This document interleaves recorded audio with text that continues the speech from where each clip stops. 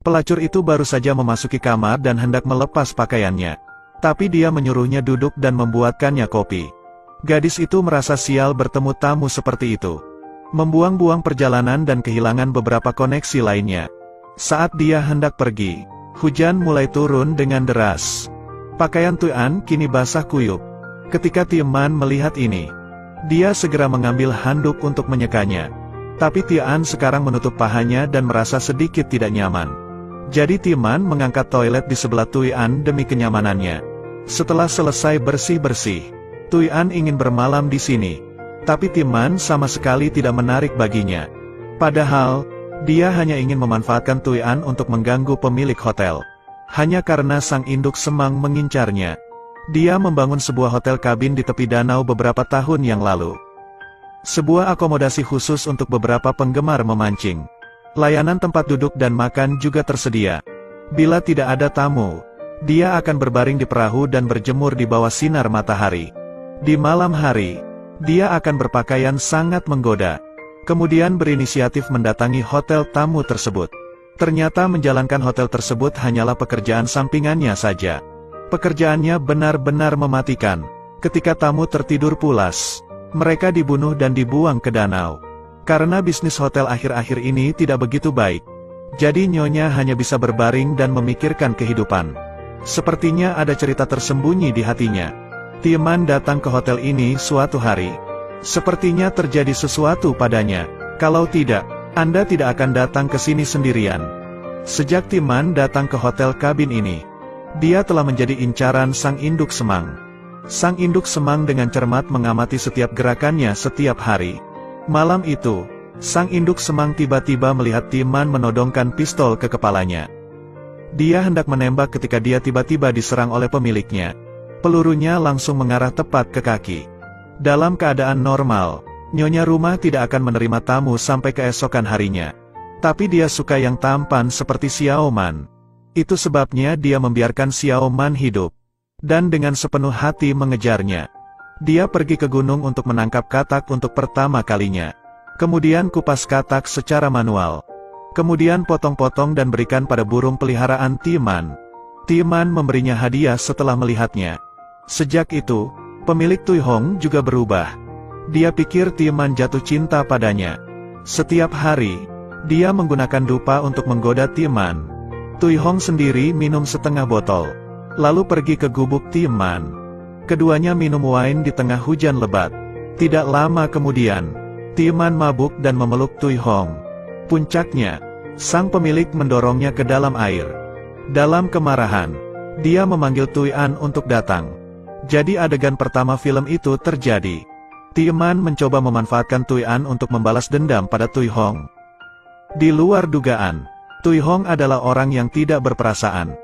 Dia langsung menelepon pacar Tuan. Jadi Tieman dipukuli lagi oleh pacar Tuan. Hal ini membuat Xiao Man sangat marah. Hari ini, Tui Hong yang cantik sedang bekerja. Tiba-tiba datanglah tamu jahat dari belakang. Jadi Tui Hong segera memikirkan cara untuk membalas dendam pada Tieman.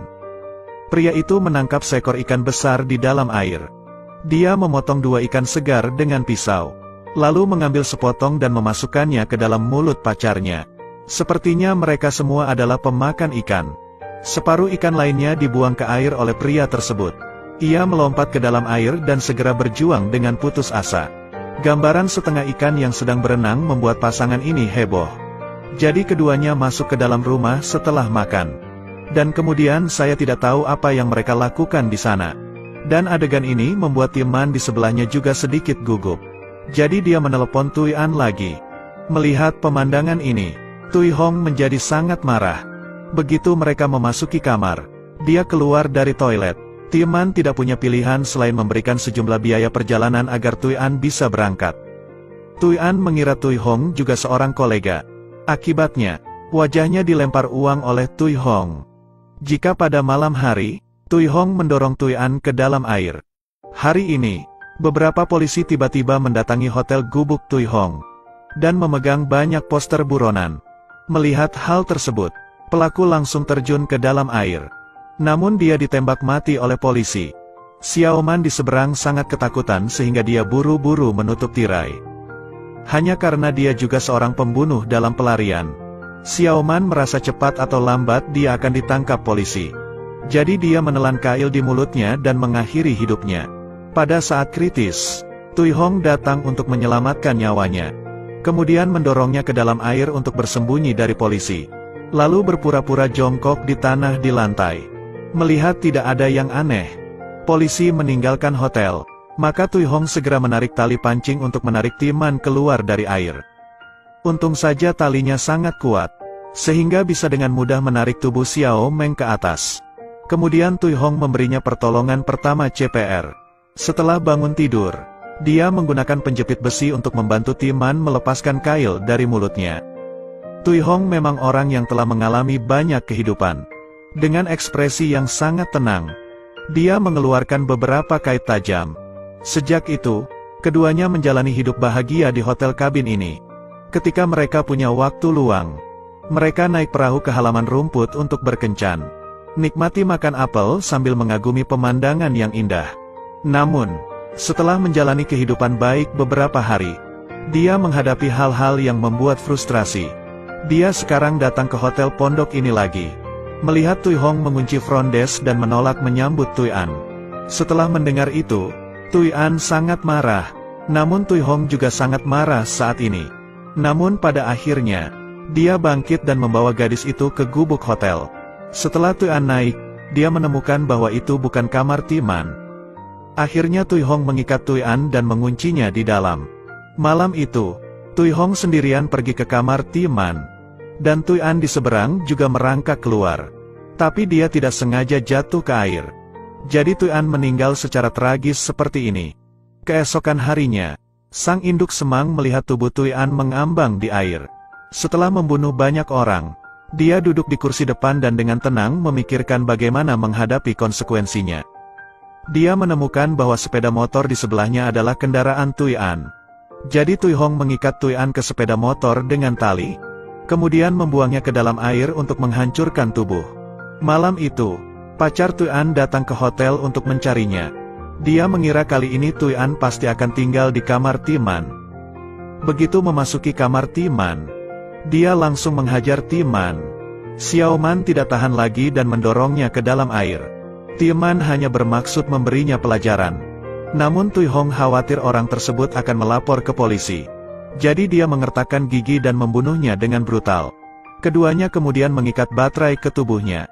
Gunakan cara yang sama dan buang bangkai ke dalam air untuk memberi makan ikan.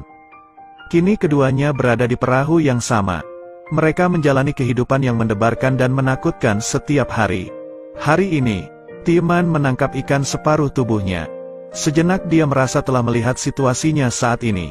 Awalnya, Timan terjebak dan membunuh rekannya secara tidak sengaja. Tapi sekarang, saat dia kabur dari sini, dia membunuh orang lain. Dia menyerahkan semua tanggung jawab pada Tui Hong dan berencana berkemas dan meninggalkan hotel kabin ini. Namun Tui Hong tidak tega membiarkan kekasihnya meninggalkannya. Jadi keduanya bertengkar. Setelah Tui Hong kembali, dia marah dan menangkap ikan di dalam akuarium. Kemudian pegang kabel listrik dengan kedua tangan dan kejutkan ikan. Tui Kuat sangat khawatir Tui Hong suatu hari nanti akan membunuhnya juga. Dia segera berpegangan pada tangki minyak dan berenang sepanjang malam. Tiba-tiba berenang di tengah jalan. Tui Hong menarik larasnya kembali, dan kemudian menyorotkan senter ke Timan yang dalam keadaan tenggelam. Pada akhirnya, dia masih tidak tega melihat orang yang dicintainya mati di hadapannya. Jadi dia melemparkan kail ke arah Timan, lalu menariknya kembali dengan sekuat tenaga. Sesampainya di rumah, Tui Hong menggunakan tang untuk mengambil pengait jembatan dari tangan Timan.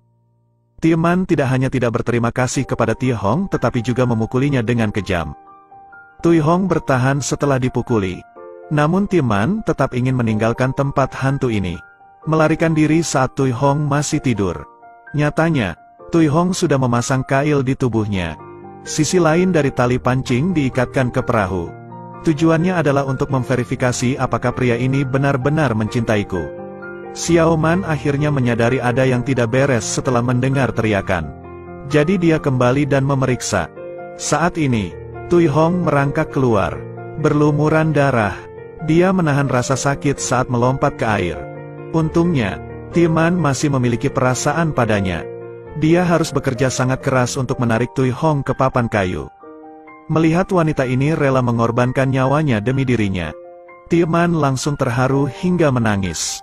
Kali ini giliran dia yang melepaskan ikatan cintanya. Kail yang ditarik disusun oleh Tieman menjadi bentuk hati. Setelah mengalami tragedi hidup dan mati, keduanya akhirnya saling memberikan hati yang tulus. Tui Hong juga tersenyum lama hilang. Mereka mengecat ulang gubuk mereka, berencana untuk hidup bahagia selamanya di sini. Tetapi tidak lama setelah hari-hari indah itu, hal lain yang membuat mereka takut terjadi. Mayat-mayat di dalam air ditemukan oleh para pemancing. Pada saat ini, Tui Hong diam-diam menusuk perahu itu. Mesinnya kemudian dimasukkan ke dalam kabin hotel, dan kabin tersebut dibawa ke perairan lain yang jauh.